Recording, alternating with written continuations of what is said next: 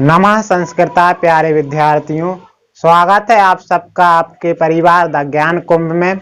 और द ज्ञान कुंभ आप सभी के लिए लेकर आया एकदम ही नई सीरीज जिसका नाम है संस्कृत महाज्ञान।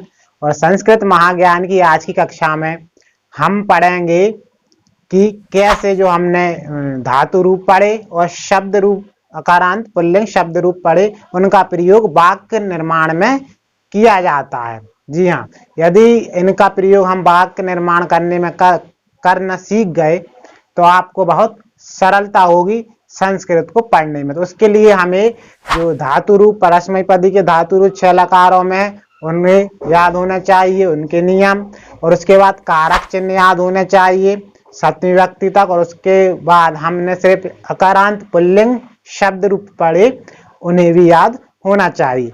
तो आइए शुरू करते हैं आज की कक्षा। तो अब आपको बोर्ड पर कुछ शब्द लिखे हैं या फिर अधूरे वाक्य लिखे हैं, तो उनको हम संस्कृत में अनुवाद करके आपको बताएंगे। देखिए, उसके लिए आपको वही विभक्तियां याद होंगी जैसे हमें उम्मीद कर सकता हूं आपसे, और कारक चिन्ह भी याद होंगे। तभी यदि नहीं है तो पहले वो पढ़ें, उसके बाद ही इनको देखें, क्योंकि यदि आप ऐसे ही डायरेक्ट इनको पढ़ रहा है या इस वीडियो को देख रहा है तो आपको कुछ भी समझ में नहीं आएगा।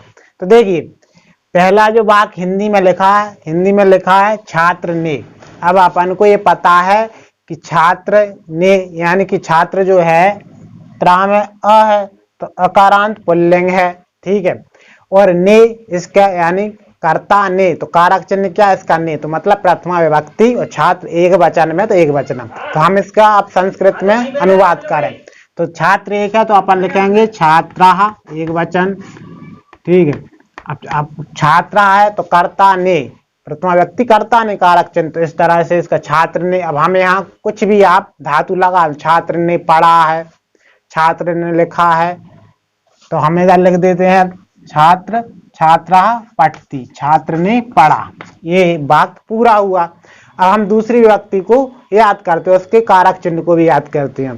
तो कर्ता ने करम को इसका चिन्ह तो लगा होगा दो राम को। ध्यान रखें, यहाँ दो राम की बात हो रही है, यानी कि द्विवचनम आएगा। तो द्विवचनम क्या होता है? द्वितीय विभक्ति।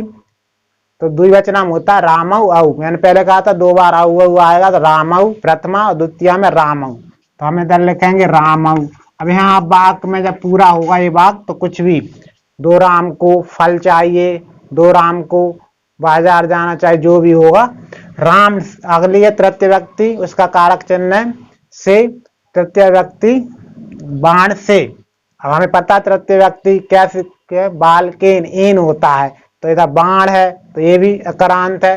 तो जैसे बालकेन है वैसे बाणेन है, बस बाणेन, तो ये बाण से, तो बाण से मरा, तो इस तरह से बाणेन हतः, बाण से मरा। अगर हम इसका लो बाणेन हतः, ठीक है, तो बाण से मरा। अगला है हाथी के लिए। अब इसमें हम चतुर्थी व्यक्ति लग के लिए, चतुर्थी संप्रदाय के लिए, तो के लिए लगा। तो चतुर्थी व्यक्ति क्या होती है अकारांत की? बालकाय रामाय, तो इधर क्या हो जाएगा? हाथी को संस्कृत में क्या कहते हैं? गज, तो हो जाएगा जैसे बाल काय होता है ऐसे गजाय हो जाएगा, गजाय गजाय, तो हाथी के लिए गजाय। अगला है घोड़ों से।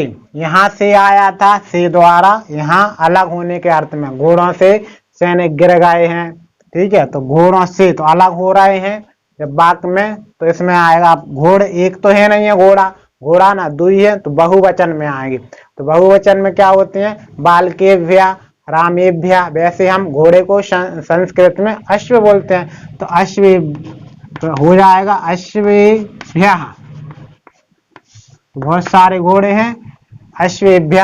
अब शिव का, तो ये चूंकि कारक चिन्ह इसका हमने पहले ही कहा था कि संबंध आ गया, यानी षष्ठी विभक्ति संबंध का की रे, तो इसका कारक चिन्ह का की रारी होता है। तो शिव का तो विभक्ति होती है बालकस, तो हो जाएगी शिवस, शिवस, तो शिव का पुत्र है, इस तरह से। अब है पेड़ पर, तो हमें पता पर किसका आएगा, सप्तमी में पर, सप्तमी जो है इसका चिन्ह है, सप्तमी विभक्ति का चिन्ह होता है में पर, तो पेड़ पर। तो अब हमें सप्तमी विभक्ति का पेड़ एक है, तो एक वचन में क्या होता है, बाल, बाल के, रामे, तो वृक्षे, तो हुआ वृक्षे, पेड़ पर चिड़िया बैठी हो, तो पेड़ पर कुछ भी बंदर कूद रहे हो, तो वृक्षे।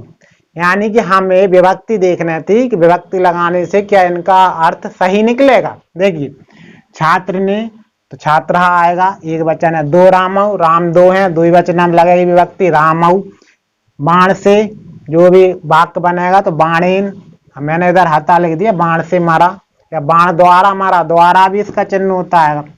हाथी के लिए, तो जैसे बाल का चतुर्थी व्यक्ति है संप्रदान के लिए, वैसे गजा हो जाएगी, घोड़ों से, घोड़े बहुत सारे हैं, तो हो जाएगा बहुवचन अश्वेभ्या। और शिव का शिवस, पेड़ पर वृक्षे। तो ये थे आपके कुछ शब्दों का संस्कृत में अनुवाद, वो भी विभक्ति और अकारांत, ये सारे अकारांत हैं, आप देख सकते हैं, आ है, इसमें भी आ है, सभी में।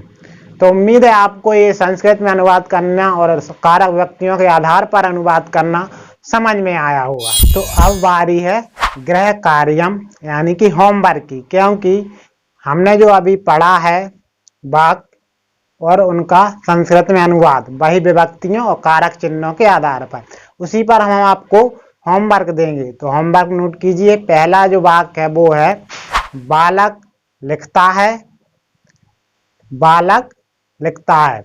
दूसरा है बालक मंदिर को जाता है, बालक गेंद से खेलता है। जी हाँ, अब आपको वही अकारांत है सारे और पदधातु हैं, यानी कि धातु रूप है बस। तो अब आपको सही अकारांत पुल्लिंग शब्द रूप सही विभक्ति ढूंढ कर रखनी है वाक्य में, और वहां से आपको धातु रूप की भी सही पुरुष और वचन को लिखना है।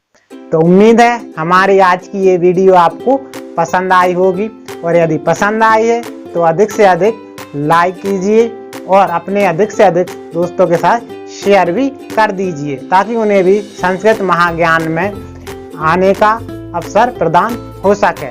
और फॉलो और सब्सक्राइब कर दीजिए हमारे अपने परिवार द ज्ञान कुंभ को। धन्यवाद।